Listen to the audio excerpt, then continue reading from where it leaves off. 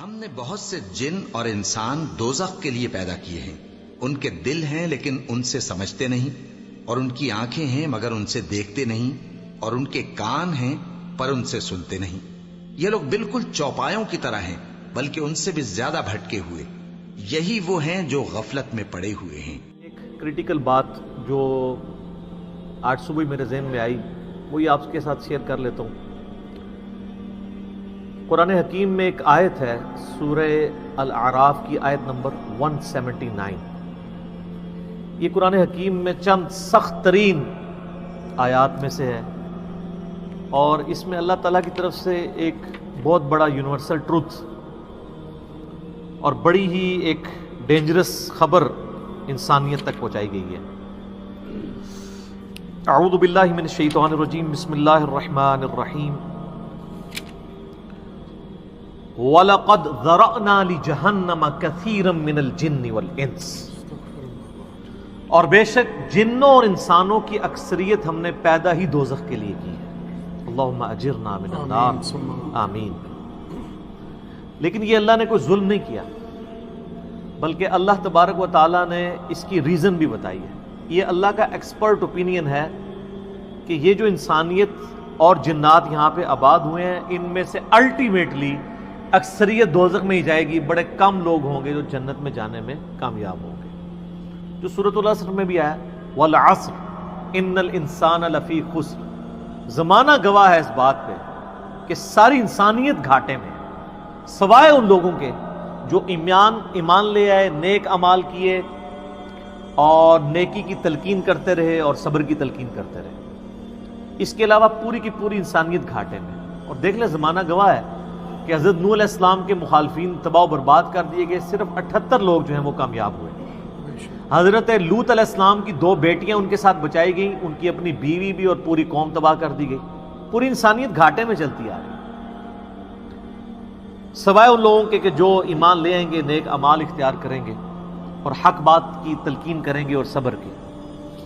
یہاں پہ سورہ الاعراف کی آیت نمبر 179 میں ہے کہ بے شک جنوں اور انسانوں کی اکثریت پیدا ہی دوزخ کے لیے ہوئی ہے. بولے اعوذ باللہ تعالی. لہم قلوب لا یفقہون بہا، ان کو ہم نے دل دیے تھے، عقل دی تھی، لیکن وہ اس سے سوچتے ہی نہیں ہیں. وَلَهُمْ أَعْيُنٌ لَا يُبْصِرُونَ بِهَا، ان کو ہم نے آنکھیں دی تھی لیکن آنکھوں سے دیکھنے کا سا دیکھنا نہیں دیکھتے، عبرت نہیں پکڑتے. وَلَهُمْ آذَانٌ لَا يَسْمَعُونَ بِهَا، اور ان کو ہم نے کان دیے تھے لیکن سننے والا سننا سنتے ہی نہیں ہے. أُولَئِكَ كَالْأَنْعَامِ بَلْ هُمْ أَضَلُّ، ایسے لوگ چوپایوں کی مانند ہیں بلکہ ان سے بھی بدتر ہیں، جو اپنی عقل، آنکھیں اور کان استعمال کر کے حق بات تک پہنچنے کی کوشش نہیں کرتے. اولئک هم الغافلون، ایسے ہی لوگ ہیں جو اصل میں غافل ہیں. تو اللہ تعالیٰ نے یہ یعنی اس میں ایک غیبی خبر دے دی ہے کہ الٹیمیٹلی یہ ہونے والا ہے. مطلب کیا کہ اب جس نے تیاری کرنی ہے وہ خود تیاری کر لے. اس کو میں ایک مثال سے سمجھاتا ہوں کہ اس وقت تقریباً یہاں پہ 80 کے قریب لوگ بیٹھے ہیں، اور میں یہ کہوں کہ میں ایک گولی چلاؤں گا جس کو بھی لگ جائے، تو ہم میں سے کیا ہر شخص یہ سوچے گا کہ یار ایک ہی گولی ہے، 80 بندے ہیں، کسی اور کو ہی لگے گی، ضروری ہے مجھے ہی لگنی ہے؟ ایسا تو کوئی نہیں سوچے گا، سب دڑکی لگا دیں گے. لیکن آخرت کا معاملہ کیا ہے؟ بخاری و مسلم دونوں کی حدیث ہے، متفق علیہ، کہ آدم علیہ السلام کو حکم ہوگا کہ جنتیوں اور دوزخیوں کو الگ کرو. حضرت آدم علیہ السلام پوچھیں گے کہ اے اللہ کتنے جنتی اور کتنے دوزخی؟ تو اللہ تعالیٰ فرمائے گا ہر 1000 میں 999 دوزخی اور صرف 1 جنتی. تو یہاں اگر 1000 بندہ اور میں کہوں ایک گولی چلے گی، ہر بندہ بھاگنے کی کوشش کرے گا. لیکن آخرت کے بارے میں یہ حال ہے کہ ہر ایک بندہ یہ امید لگایا ہوا ہے کہ وہ جو ایک بچے گا نا وہ میں ہوں گا. اور ادھر 1000 بندے کے اوپر ایک گولی چلائی جائے تو 1000 کا 1000 سوچے گا جو ایک پھڑکے گا وہ میں ہوں گا. بالکل 180 ڈگری سوچ ہے. یا اس کو یوں سمجھے کہ میں کیونکہ ایک گولی چلاؤں گا 999 بچ جائیں گے، ایک کوئی لگے گی. کوئی نہیں کہے گا یار 999 بچنے ہیں تو چلو ایک میں بھی ان میں بچنے والوں میں ہوں گا، کہے گا کدھر میں ہی نہ پھنس جاؤں. اور آخرت میں تو معاملہ بالکل الٹ ہے. بہت کریٹیکل ایشو ہے. انسان کو اپنی آخرت کی فکر کرنی چاہیے. اللہ کو سیریس لینا چاہیے. جو لوگ دنیا میں اللہ کو سیریس لیتے ہیں وہی اپنی اصلاح کر لیتے ہیں، ورنہ اللہ تو بے پرواہ ہے. یقین کریں، پوری کی پوری انسانیت دوزخ میں چلی جائے اللہ کو کوئی پرواہ نہیں ہے، پوری کی پوری انسانیت جنت میں چلی جائے اللہ کو کوئی پرواہ نہیں ہے. اور یہ جو اکثر لوگ مثالیں دیتے ہیں کہ جی دیکھیں کوئی ماں اپنے بچے کو کیسے دوزخ میں پھینک سکتی ہے، تو اللہ تعالیٰ تو ماں سے بھی بڑھ کے محبت کرتا ہے، وہ کیسے پھینکے گا؟ بھائی اس لیے پھینکے گا کہ اللہ تعالیٰ کے وہ احساسات نہیں ہیں جو ایک ماں کے ہوتے ہیں. ماں تو اپنی نفسانی خواہش یا محبت کی وجہ سے مغلوب ہو جاتی ہے، لیکن اللہ مغلوب نہیں ہوتا. اللہ تعالیٰ کیا فرعون سے اس کی ماں سے بڑھ کے محبت کرتا ہے جو اس کا باغی ہے؟ یہ محبت تو ان لوگوں کے لیے جو اس کے تابع فرمان ہو. جو اللہ کے دشمن ہیں ان کے بارے میں تو اللہ تعالیٰ فرماتا ہے انا من المجرمین منتقمون، ہم مجرموں سے انتقام لے کے چھوڑیں گے. ان کے لیے یہ معاملہ نہیں ہے. ہمیں تو یہ بتایا گیا ہے اللہ تعالیٰ ایک بوڑھی نانی اماں ہے جس نے یہ ایک نعوذ باللہ ایک سسٹم چلایا ہوا ہے، اینڈ پہ سب کچھ چھوڑ دے گا. نہ، اگر یہ بات ہوتی تو انبیاء کرام علیہ السلام کی تعلیمات اس طرح کی نہ ہوتی کہ لوگ جو ہے وہ کیجول زندگی گزارنا شروع کرتے ہیں. بڑی سٹرکٹ تعلیمات ہے. جامعہ ترمذی میں حدیث ہے کہ سیدنا عثمان غنی رضی اللہ تعالیٰ عنہ علیہ السلام کے بارے میں آتا ہے کہ وہ جب کبھی قبرستان جاتے تو اتنا روتے کہ ان کی داڑھی آنسوؤں سے تر ہو جاتی. تو اصحاب پوچھتے کہ آپ کے سامنے جب جہنم کا ذکر ہوتا ہے آپ پہ اتنی خشیت طاری نہیں ہوتی، لیکن قبرستان میں قبر کے سامنے یہ معاملات آپ کے ساتھ کیوں ہوتے ہیں؟ تو انہوں نے کہا کہ میں نے نبی علیہ السلام سے خود سنا تھا کہ قبر آخرت کی منزلوں میں سے پہلی منزل ہے، جس کی یہ منزل پھنس گئی اس کی اگلی منازل مشکل ہو جائے گی، اور جس کی یہ منزل آسان ہوئی اس کی اگلی منازل آسان ہوتی چلی جائے گی. یہ وہ شخص کہہ رہا ہے جسے 3 دفعہ جنت کی بشارت ملی ہوئی ہے. ہمارے پاس کوئی جنت کا ٹکٹ نہیں ہے، اور ہماری بے پرواہی اپنے عروج کے اوپر ہے.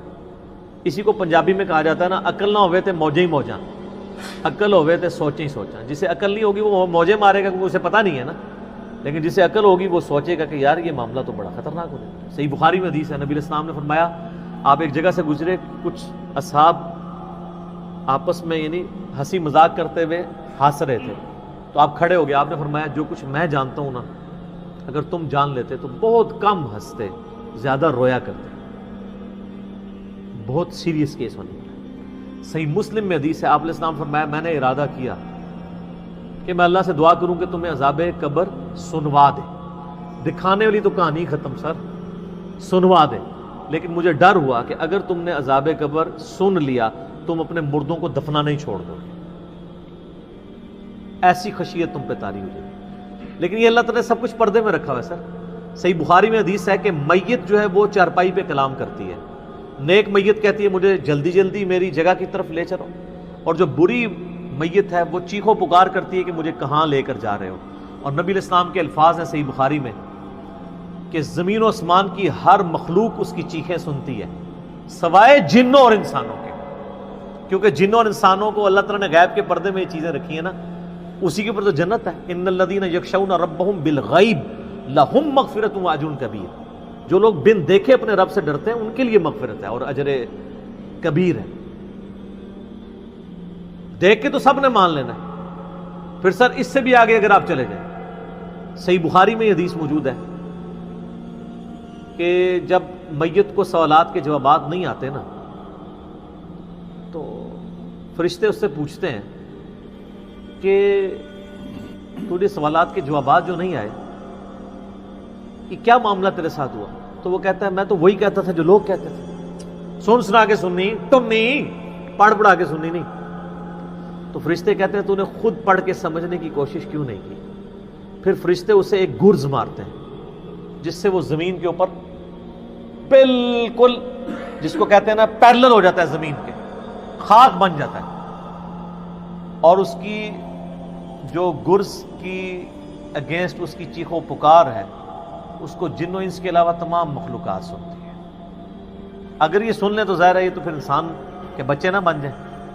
یہ اللہ نے پردہ رکھا ہے، ورنہ تو آپ بڑے بڑے بزرگوں کو دفنا کے نکل رہے ہو نا، ان کے پردے جو ہے نا وہ جنازہ یعنی اس قبرستان کے گیٹ تک پہنچتے بھی ساری بزرگی کھل گئی ہو. دڑل کی بات پیچھے سے آ جائے. ٹھیک ہے, لوگ ایسے بزرگی کا دعویٰ بھی پھر چھوڑ دیں گے, وہ ڈرتے رہیں گے نا. تو یہ اللہ نے پردے رکھے ہوئے. تو اس عید کے اوپر میں یہی پیغام دوں گا کہ اللہ کو سیریس لیں, اور سیریس لینے کا پھر مقصد یہ ہے کہ یہاں پہ ہمارے سب کانٹیننٹ میں کیا ہوتا ہے, یہاں پہ وہ پی کے والا ہی کام چل رہا ہے, دکھلاوا ہی سارا کے سارا چل رہا ہے. سب کانٹیننٹ میں انڈیا, پاکستان, بنگلہ دیش, افغانستان کے اندر یہ ہے کہ اگر کوئی شخص خدا کی طرف راستہ بھی اختیار کرتا ہے نا, تو زیادہ کیا کرتا ہے وہ کہ وہ